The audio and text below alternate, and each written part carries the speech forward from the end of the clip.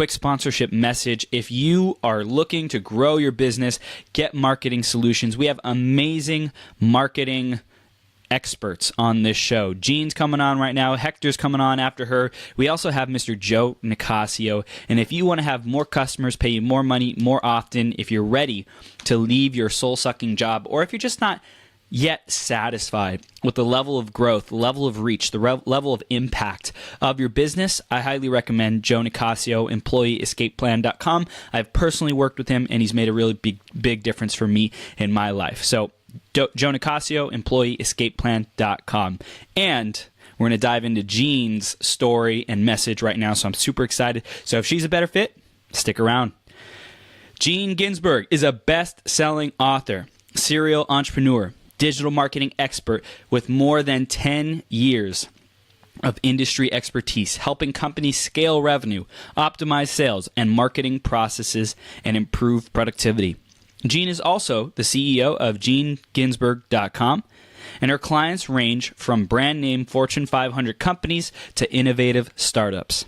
Jean has been featured in numerous publications, including Forbes and the Huffington Post.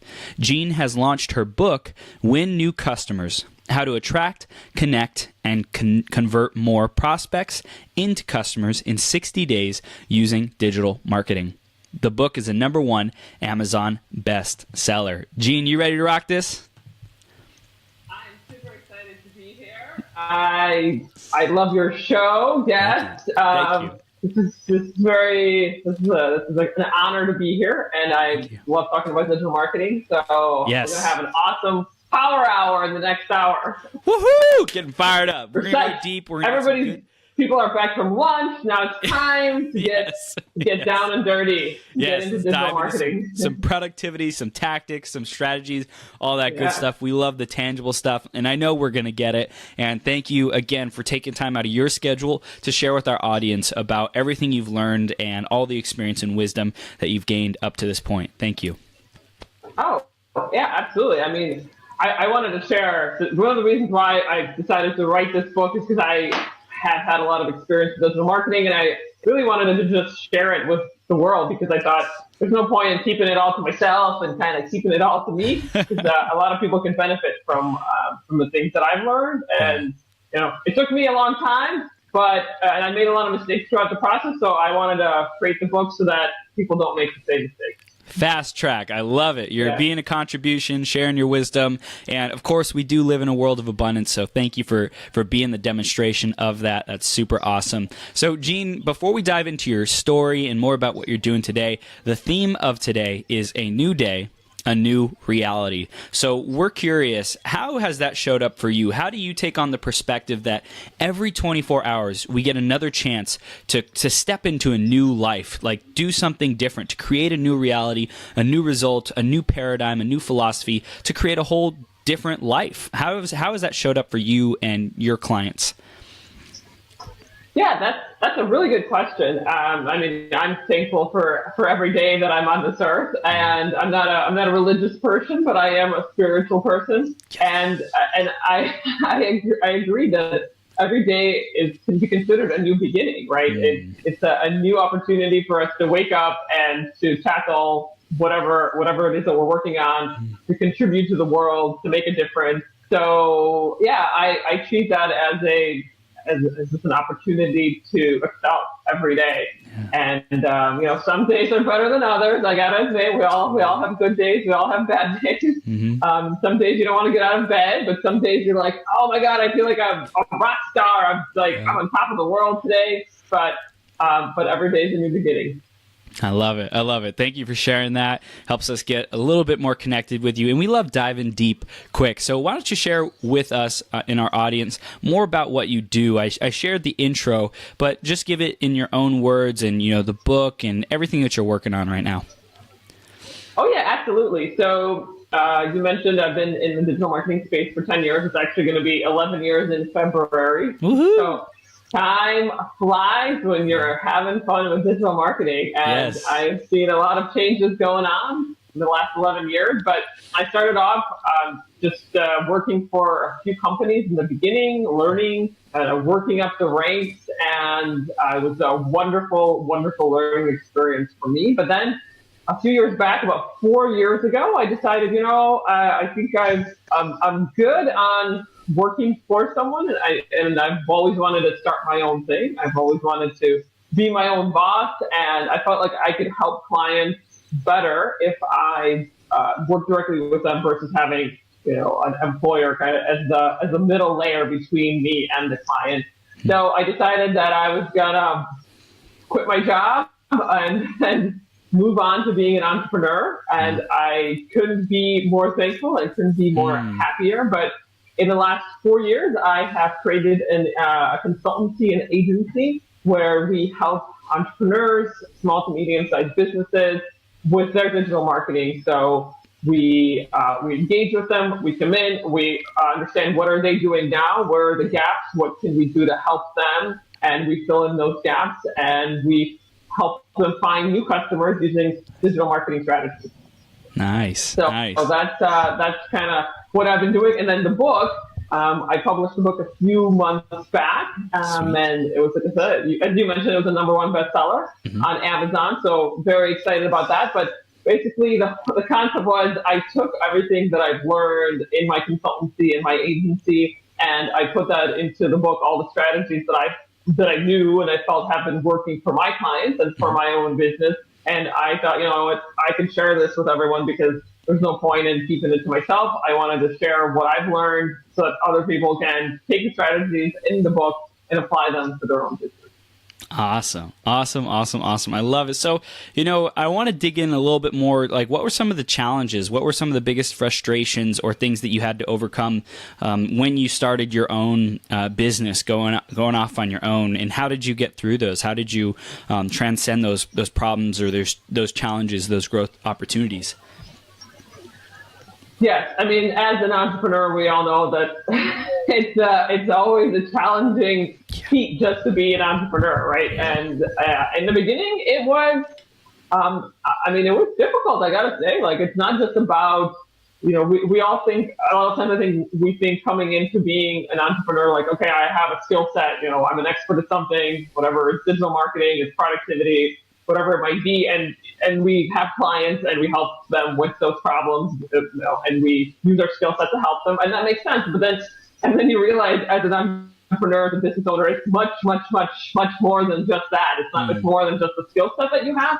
It's also like running your business and registering with the Secretary of State and doing your taxes and hiring people and hiring a CPA. I mean, it's so much more involved than when you're like, oh, I'm going to just start my own business and it's going to be awesome. And finding new clients, right? I mean, that's a big one, right? That that's a whole other story besides just like filing your taxes and doing all of the administrative stuff. So yeah, of course there were challenges in the beginning. I mean, I wish there could be some sort of manual as to like how to start your own business. I hope that, I don't know if that exists now. It definitely didn't exist back then when I started my own business. So there were always challenges. I mean, there's still challenges now as any entrepreneur has. But you learn, you overcome them, you move past them. Every day, like I said, is a new day. So it's a new day to learn something new, right? Absolutely. And that's what we're going to be diving into today. So thanks for sharing about some of those challenges and really the mindset around being an entrepreneur, because it isn't easy. It is not easy. They say that being an entrepreneur is one of the, like, if you want a course in personal development, like, being an entrepreneur will draw out everything about you that doesn't work. Just like confront you with that. So that's awesome. So let's start diving into more of the marketing so that our audience can get a clear picture of what you do and the benefits that you bring to these business owners, small and medium-sized businesses, and how we can start succeeding in our own business, having better marketing, better lead generation, better sales, all that good stuff. Yeah, absolutely. So I can do a quick rundown of what it is that we do for our clients in the consultancy. And I think then we can maybe dive a little, if you have questions for the questions, we can dive a little bit deeper in each of the points. But When we first started our engagement with a client, we first, of course, take a look at what is their core focus, what are their core values, because a lot of that, the branding, will then be transcribed into some sort of message. What do they stand for? What is the brand all about? And then that will, of course, then be disseminated across all their content, their social media, their all of their marketing material. So it's important to first, before even jumping into the digital marketing piece of it, first understand what is the brand all about, and what are their core values. And then once we get that organized and we have that on paper, then it's so much easier to start creating the actual digital marketing. Right. So the first point, after we kind of go through the branding side of things, we first also identify who is their ideal target market. So the brand, who are they going after? What kind of people is this product or service helping? And we do a very deep dive into who's a good target market. And it's not just like, it's females ages, 35 to 65. It's like, we go deeper than that. This is a good start where we go, what are their pain points? What are their frustrations? We even go into like, where are they hanging out online? Like what blogs are they reading? What books are they reading? What gurus are they following? So it's a very in-depth process, and it takes a little bit of time, but it's really beneficial, because then if you don't have an ideal target market profile, it's going to be very difficult for a brand, for an advertiser, for a company, for a business owner to find those people, because if you don't know who they are, you don't even know where to find them. Yeah, and that's like a foundation, right? Like you get clear on the values. It's like, okay, so here's who we are. Everything, these are our roots. These are, where we get our stability from when times get tough. This is what we know. Like we know that we know that we know this. Like this is what we stand for. And this is what we stand for. Yeah.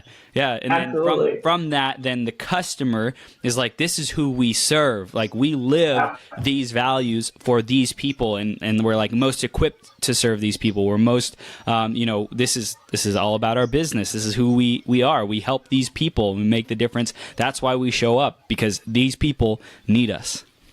Yep, absolutely. So this is a very good description of the first two steps in the process. So core values, building the foundation, the branding, the messaging, and then who's the ideal target market. And so after we then identify who the ideal target market is, then we create content that addresses these pain points and frustrations that we have identified in step number 2 of the ideal target market. And those that content can be in the form of videos, blog posts, articles, case studies. It really depends on what your business is all about. Who's your target market?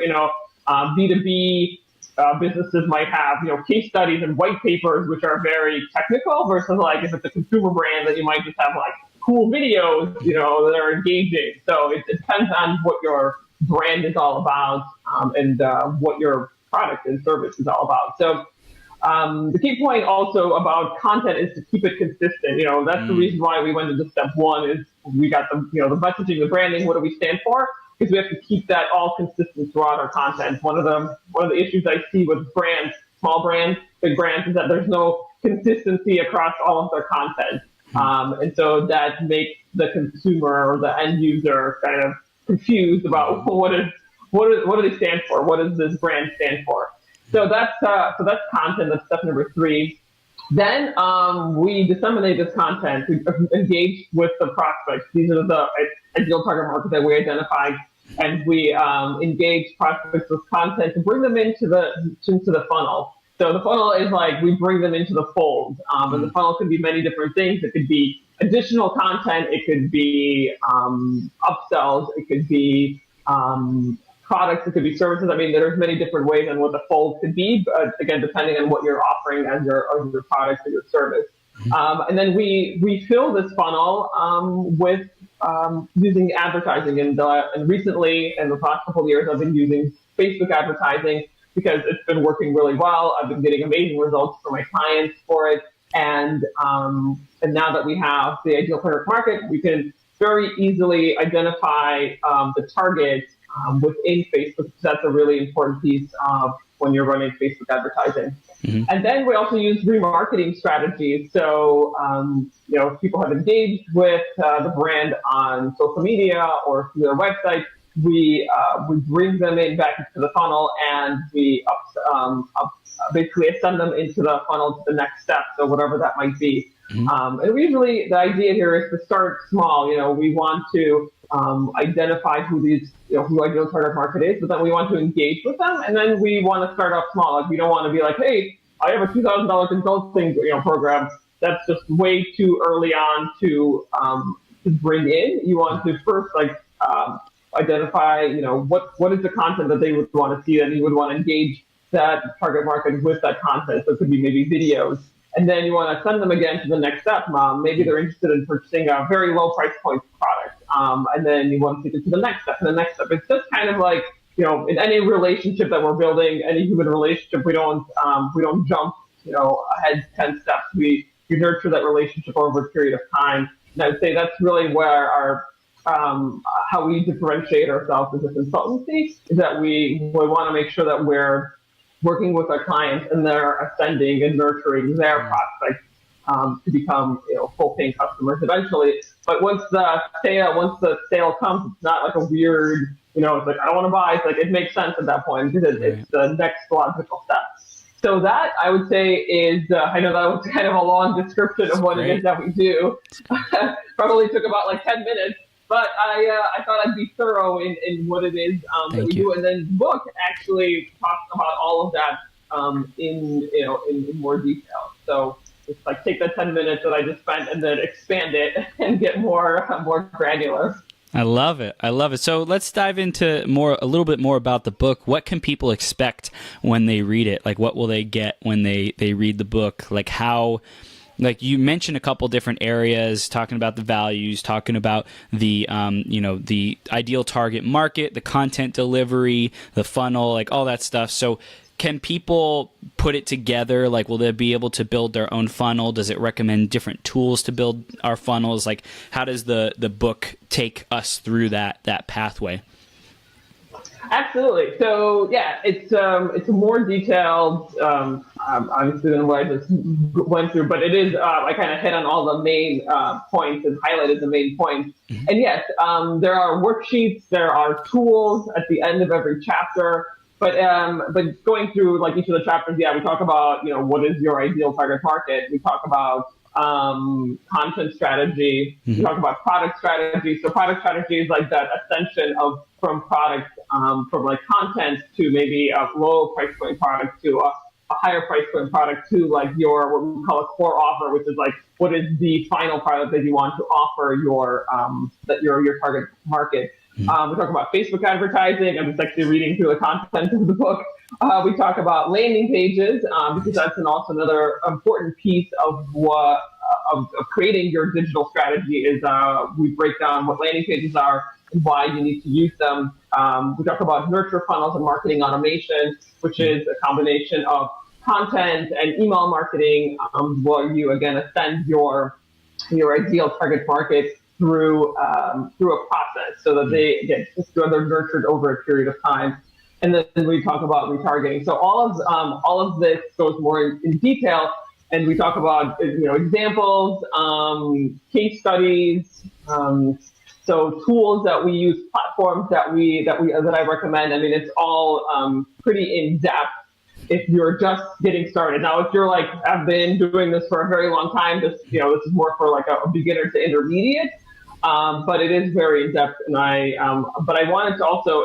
The book is pretty short; it's only like 85 pages. But the reason for that is because there are a ton of other things that you could be doing, and I get that question asked a lot. It's like, oh, should I be doing LinkedIn ads, or should I be doing HubSpot? It's like I wanted to keep the book short because I also wanted to specifically leave things out that I think people should not be necessarily at this point in their business journey be looking into. That is something that they might want to look into down the line. But when you're just getting started, it's important to not have shiny object syndrome, which what I call is like, hey, should I go after HubSpot? Should I go after this? Should I go after that? It's like, keep focused on what's important and keep focused on the pertinent things. And then once you're ready and you're at the next level of your business, then you can expand and try out other platforms, other strategies. But it's important to keep with the strategy that I put in the book because we want to make sure that we're focused.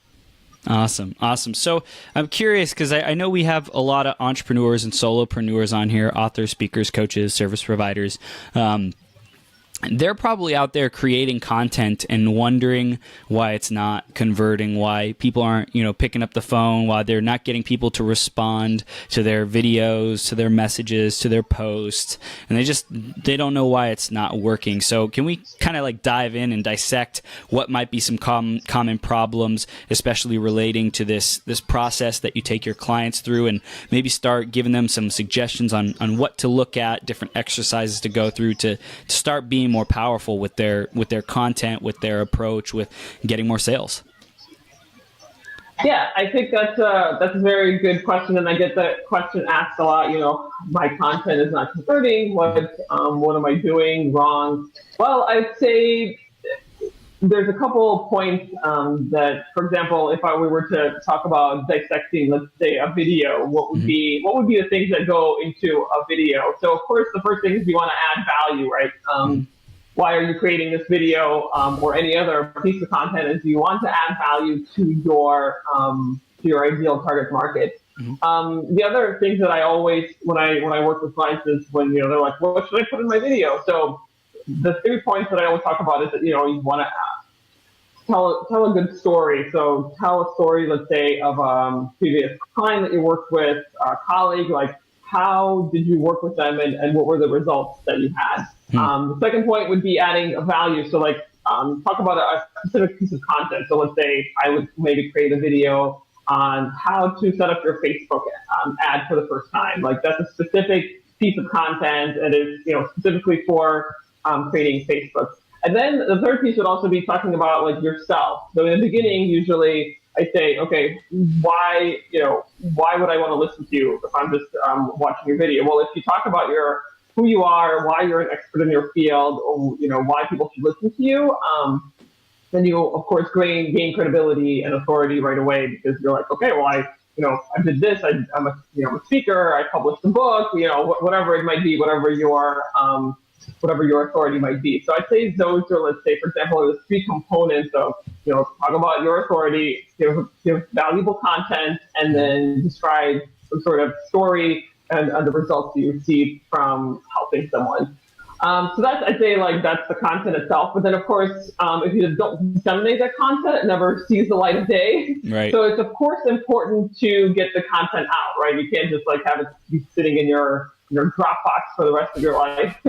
So it's important to use social media, Facebook, YouTube, to actually get that content out there.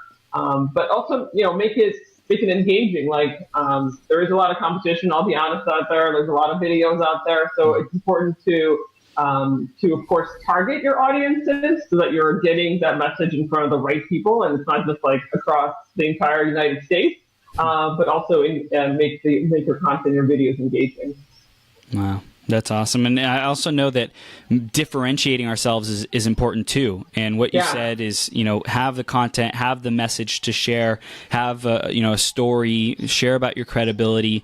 Credibility especially differentiates because it's your own unique experience. It's your own example, your own wisdom that some people might resonate with because they're like, oh, wow, that seems close to what I'm doing, or it makes sense to me, or I always wondered what it would be like if that happened to me. So it's like you can start building that curiosity even too of the audience to be like, I wonder like what they do, how they got through this situation, this challenge, this problem in their life.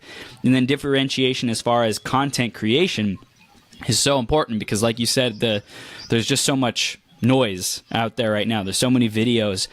So is there any recommendations about how we do differentiate? How do we penetrate the noise and like get the message to the right people? Well, I would say the one way to differentiate yourself, besides, of course, the 3 things I mentioned, like the authority and credibility, valuable content, and telling a good story about some sort of results, is really, I'd say, your personality. Because a lot of times, why we, let's say, follow gurus or why we watch certain videos because we actually like the person and how they present the information, how they present themselves. So a lot of it is just going to be differentiating yourself and being yourself on video. And that's going to be, I think, a pretty big differentiating factor. And then in terms of standing out, I would say, again, going back to targeting your, the ideal target market that we talked about earlier, once you have that down and you have that pretty ironed out, it's important because we don't want to target, everybody. We want to make sure that we're going after, financial planners, or we're going after entrepreneurs, or we're going after, people who are interested in creating a dog walking business, something like that. Like, we want to actually target. And I think, yes, it is a very competitive and busy world out there, but going and niching down, like getting a niche of who you're going after, is, I think, the way to do that now, because we can't just like spread it across everywhere, because otherwise you're going to get a lot of people who are like, oh, I don't really care about that. So it's important to get to the people who actually do care and want to engage. Awesome. I love that. So, going down a little bit further in terms of delivering solutions, right? So we are delivering content successful, people are engaged. Is there anything that you do to support your clients to help them effectively deliver the solution to market? And then once people are like in the market, the funnel, like how do we deliver our products better? How do we deliver our services better? Like how do we actually make a difference with our clients even more? Do you have any recommendations around that? Well, I would say using the ascension process that I mentioned. So let's say people are engaged and maybe they're commenting on our social media, they're watching our videos. Cool. Yeah, this is good. But then you want to take them to the next step of the relationship, as we call it, right? Because they can be watching your videos forever, but then never purchase anything, right? So the idea is to convert them to a paying customer eventually. But that process can be pretty lengthy, depending, of course, what your product or your service is. If you're targeting consumers, and the process might be pretty short. If you're just like a pair of shoes or some sort of small price consumer product, that ascension process might not take a very long time. But if, let's say, you're a B2B company and you're selling solutions for like $50,000, $200,000, then of course that is a much bigger price point, and that usually requires a longer sales cycle and a longer nurture cycle. So I would say, once you have your ideal target market, you would want to just ascend them slowly through the process. So offer them more value, offer them more in-depth content, offer them maybe a lower price point product. It's like, well, this is like a sampling of what you would see, or what it would be like to engage with my brand. And then it's keep ascending them to the next level, where they're learning more about you and they're engaging more with you. And then eventually you're like, okay, well, it makes sense for us to engage even further, to create a relationship. So I would say that would be my recommendation. Awesome. And I just have a question. I'm curious, what's your favorite part about working in the marketing space, the digital marketing space? Like, why did you get into it? Why do you continue to do it? Like, how does that get you up in the morning?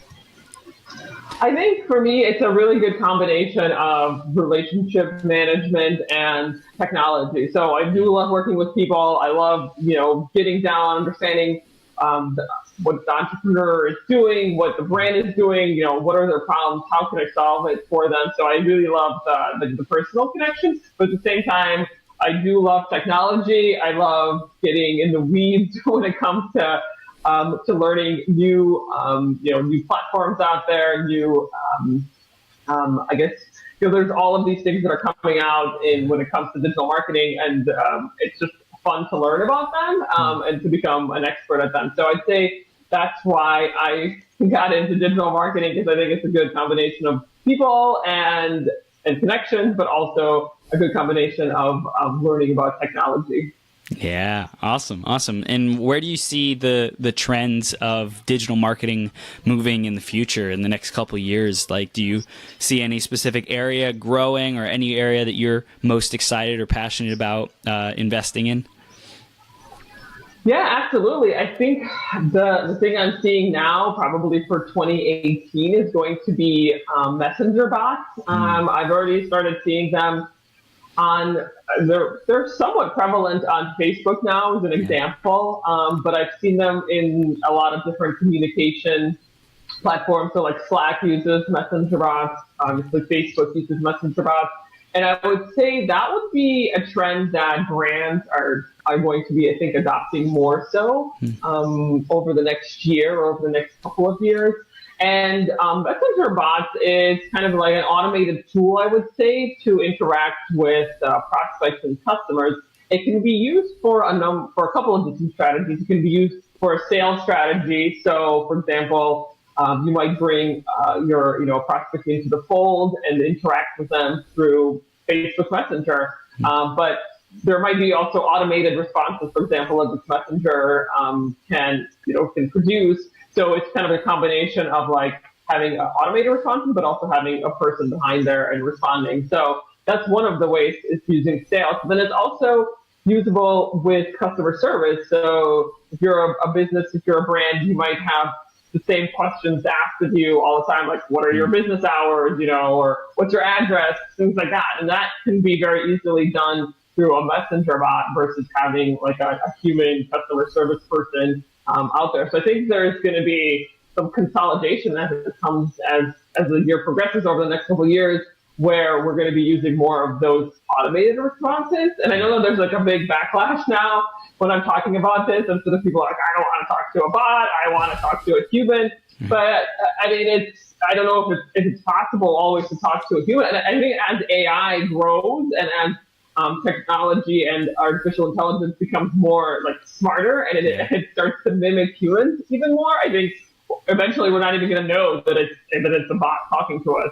Yeah. So I know it's kind of we're blurring some lines here when it comes to what people want and what people can expect and what people are willing to do when it comes to technology. Because I know I hear it all the time, but I think eventually as AI, as the learning phase continues with artificial intelligence, I think they're going to be very easily can mimic, what a human would say through, let's say, Facebook Messenger. Yeah, I don't know what your thoughts are on that. Yeah, no, I agree. I think people are afraid of AI because they're afraid of a lack of quality. Because historically, up until now, AI has not been able to meet the same quality of standards that humans can deliver on. So as that gap begins to narrow, like you said, less and less people will notice. It's like, am I talking to a bot right now? This seems like a human experience, like, okay, and as people get more and more used to AI, it'll be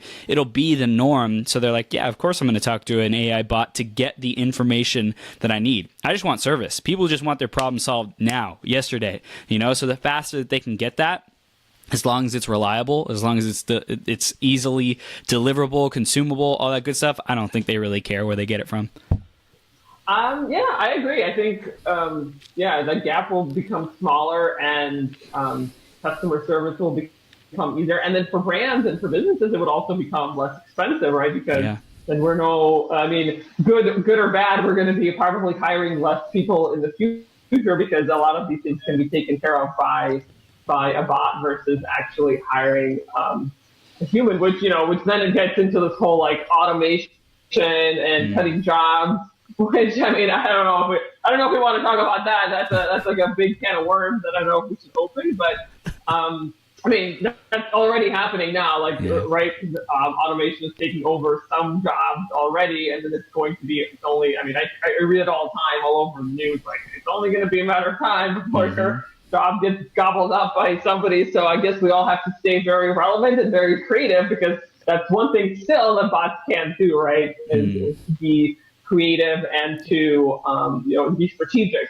Again, in 20 years it might be different, right? There might be bots that are like that are creative and strategic, and then I don't know what we'll be doing at that point. Well, hopefully, I think the idea is to live into a world of abundance. As these bots take over more and more, AI takes over more and more functions, it frees us up to focus on the things that actually matter, like spending time with our loved ones, et cetera, et cetera. So how do we harness the power of AI to do the work for us? How do we contract out the AI to do the work for us? And it's like, how can we give each person their own little AI to go to work for them? How do we create an economy that runs on that everyone gets their own benefit? Of course, there's like just so much around that we have yet to figure out, but it's cool. It's a very exciting time to be alive. It's the $64 million question, right? Right now, what that's all going to look like. I mean, yeah, I think I see that in a very long future. That's, we all want to have a basic income, a universal basic income, where we're not really, where we're just focusing on ourselves. It's going to kind of come full circle. Before in the past, we were prehistoric humans. We were like focusing on ourselves and just, doing what we needed to do. And then we went to this age of like industrial revolution and work. And we're not spending as much time with our families or with our pets or, or being outside or doing yoga or doing what we want to do. And now, maybe in 20, 30 years, come back to that where we're like, okay, well, we have AI now. They're going to be doing most of the work for us. And I just need to check in, make sure nothing, AI hasn't taken over the world. Then I can do my yoga and I can go be outside. Right? Yeah. Is that how it's going to be? That's interesting. It's really cool to think about that, to speculate, and I think that's one of the biggest signs of intelligence is like predicting the future, strategizing. How do we ride the wave? So, is there any other? Speaking of riding the wave, is there any other things that you feel small business owners, solopreneurs, entrepreneurs, or medium-sized business owners should be predicting or thinking about or focusing on in their expansion as they grow their marketing, as they grow their businesses? In terms of predicting trends, besides the messenger bots, which kind of feeds into AI, I would say, I think there's so many things that business owners can still do that are, I would say, more on the basic. A lot of times I work with companies and they're like, we don't have email implemented, an email marketing program implemented, or we don't have, we still need to focus on hiring the right people. So there's so many things that small, even enterprise, anybody from one man show to an enterprise level company that I think has many things that they can fix internally before we even get to, what are all of the, I honestly think there's going to be more social media type of platforms out there. So, because I don't know if you've heard about the Facebook algorithm change that happened a couple of weeks ago. Mark Zuckerberg came out with a statement saying that Facebook is going to be changing their algorithm. They're always changing their algorithm, but at this point, business pages are going to be less favored for personal updates from your friends and your family. So it's been a big conversation in the digital marketing community because obviously a lot of brands, advertisers that we work with as digital marketers rely on Facebook as a way to find new customers or to engage with their customers. And so if they're going to be now dinged for advertising, it could be a couple of ways that it can go, right? It can become very much more expensive to advertise on Facebook, which then will flush out a lot of the smaller entrepreneurs because they won't be able to afford to advertise on Facebook, which will only then leave the enterprise level businesses to have the budget to advertise on Facebook. I think that's one of the ways. I think also personal brands will become a much bigger thing in the future, as now, we have company brands, right? But I think as business pages are being favored less on Facebook, I think people are going to become more personal brand focused because they can still operate on their personal Facebook page, and that's still going to be available in the newsfeed and available for their friends and family to see if they're connected with you on Facebook. So I think having said that, I know that was kind of a long description. I think Facebook might be taking a bit of a hit, and then so which leads me to believe that I think there's a gap, a void, an opportunity for another social media type platform. And I don't know if it's going to look like Facebook. If it's going to be like a newsfeed. There might be a whole different concept that I'm not even like aware of. But I think there's going to be a gap in creating something like that in the next couple of years, because we all have used Facebook. I think people might not be as engaging anymore on it. And I can definitely tell you that the newer generations, the generations who are below the millennials, I don't think are engaging on Facebook. So there's going to be kind of it's kind of a two-pronged, right? Working against it, right? They're diminishing their advertising of Facebook business pages, and they're also not getting the generation down the line to be actually engaging with them. So it might be the beginning of the end for Facebook. I don't want to make that prediction, but I think that's kind of what I've been thinking over the last several weeks, especially since that algorithm change came about a couple of weeks ago in January. So I think there's going to be a void for potentially a new Facebook. So if you guys are watching this, start thinking about what can you do to be the next Facebook type. Yeah.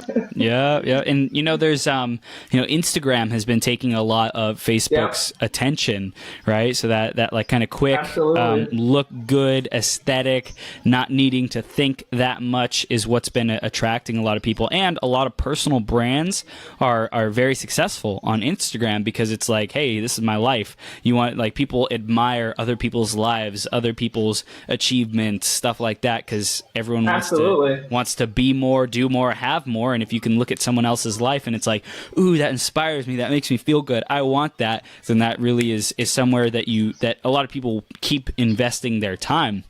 So the question is, I think circling back to how we can add value to our audiences, as a solopreneur, as an entrepreneur, small business owner, how do you have your audience want to connect with you, want to consume your content?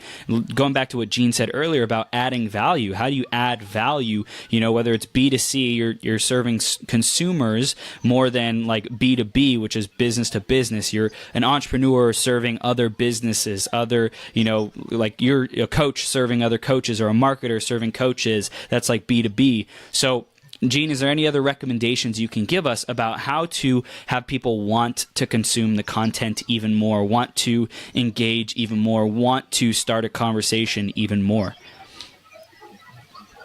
Well, besides what we talked about already, of course, adding value, and I would just say having more, I know it's going to sound like weird, like engaging content, but what exactly does engaging content entail? I think differentiating yourself, of course, is going to be the big thing, right? Like, everybody's doing what they're doing now, but how do you stand out from actually being different from what everybody else is doing? But at the same time, again, like, just focusing on who it is that you're trying to get to, because if you identify even just a couple thousand people, maybe it's a very, very small niche market, but they are very interested in what you have to say, and or your industry, or like that specific topic, then it's going to be much easier to find them. So it's not necessarily always just about like being different, being more, having like engaging content. Of course, yes, that's a piece of it, but like it's really also just getting to the right audience. And I think as you like funnel down and like actually make it smaller and smaller and smaller, you'll find that you'll get more engaged audiences, because they are actually interested in that specific topic, and they are like willing to engage further, or do the work, or engage with you, and maybe take your consulting services or something like that, or buy your products, your services. So it's not always just necessarily even getting down to the differentiating part. It's just more about getting down to the specific audience. Yeah, so getting like, what is it that they want to consume? What is it that they want? What will make a difference for them? And like having the conversation with them, like creating a space where they feel safe to have this conversation. They feel like, hey, like if I actually invest my time here, it will make a difference for me, versus I think that there's a lot of, there's a lot of noise and a lot of marketing personal brands. It's like, it's all about me. And even though it looks like I'm adding value, it's still like all about me. And even though this content looks like I created 5 points to help you, it's all about me. And I know even I've been challenged with that at times. Yeah, absolutely. I'd say also, going back to the ideal target market worksheet and what we talked about earlier, I have that in the book, but, we talk about pain points and frustrations. So I think the other point is to differentiate yourself, is that you want to really get to know your customer, right? Mm-hmm. Which is why we do all of that with our consultancy and our private clients, that we, again, not just like, it's females 35 to 55. It's like we want to really understand what are their pain points and frustrations. So I think addressing that in your content and making it know that, I understand what you're going through. I understand what your pain points and frustrations are, is really also another way to differentiate yourself, right? Mm. If you are genuinely interested and authentic in your content and how you present yourself, then I think people would be more likely to engage with you, because they're like, oh, I understand. But again, it has to be specific, because it can't just be like, oh, I have a generic problem. It's like, it has to be like, I'm a female and I'm this age, and and my child who's 4 years old is not sleeping through the night, or, and it's very specific, because like the more specific you can be, the more people will like latch onto that, because they're like, oh, I understand. Like, she's kind of going through the same thing. So am I. It creates a much deeper connection. So that's another way, I believe, to differentiate yourself. Awesome. Jean, we're diving in. This is some really great stuff. I love it.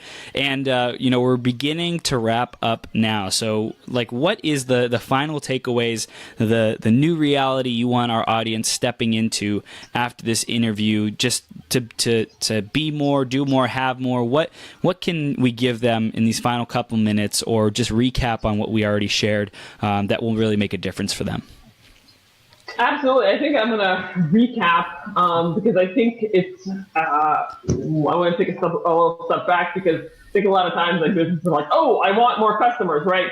But they don't have the foundational, I want more customers, I want more money, I want more revenue for my business. And we all want that. I'm not discounting that. I'm not disputing that, but I think a lot of times entrepreneurs don't put the foundational work in, and they just want to jump in and get their, get money, and get revenue, and get, sell their products or sell their services, whatever. So I think it's very important to put in the foundational work to do, to do a worksheet about what are your core values, what is your core focus, what do you stand for, what is your brand about, and really put that work in, and then after that, identify who your target market is. Okay, really get deep, understand their pain points, frustrations, and challenges.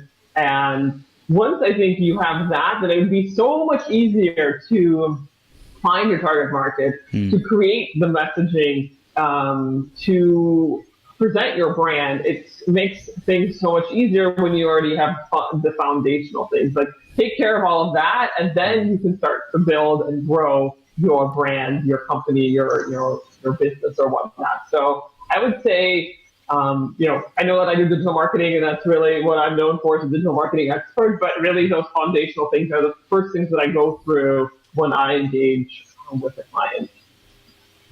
Wow, it's amazing. It's foundation, because you can't build upon an unsturdy foundation, a cracked, a faulty foundation. And so many people just want the results, the instant gratification now, and that foundation is so critical. I love that. So now that we're wrapping up, how do people stay connected with you? How do they stay in contact with you, and what do you want them to do next? Absolutely. So I am on social media. You can find me on Facebook, Jean Ginzburg, digital marketing expert. You can find me on LinkedIn, Jean Ginzburg, digital marketing expert. I love getting requests from people.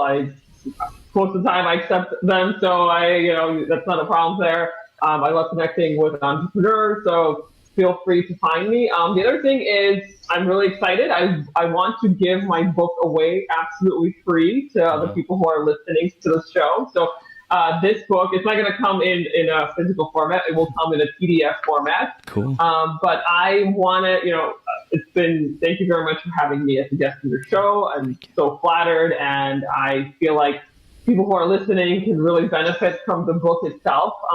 So I would love to give it away. So if you go to jeanginzburg.com/GPS for greatest possible self,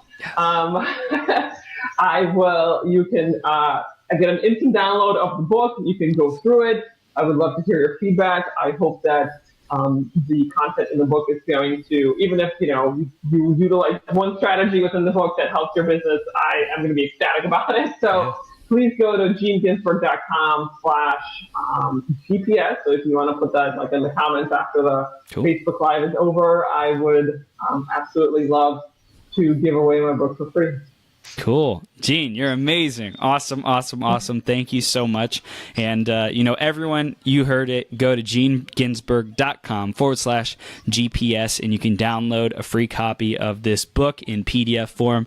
And I know that there's some awesome worksheets, and I know I want to go through, just reevaluate my values, the ideal target audience, target customer. It's always good to keep refining that and keep making sure that it's still where we're at, because our businesses evolve. And Jean, you help businesses evolve and grow and bring in more customers. And everyone who's listening, also follow Jean, ask her for a request, friend request, connect with her, all that good stuff. Jean, you're amazing. Thank you so much for coming on today and sharing this knowledge and information with our audience.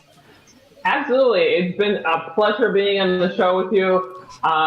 You're a wonderful host. It was awesome. It was super fun to do this. And I hope that your audiences found this interesting and beneficial and valuable. Thank you so much for having me on the show. Really, really excited. Awesome.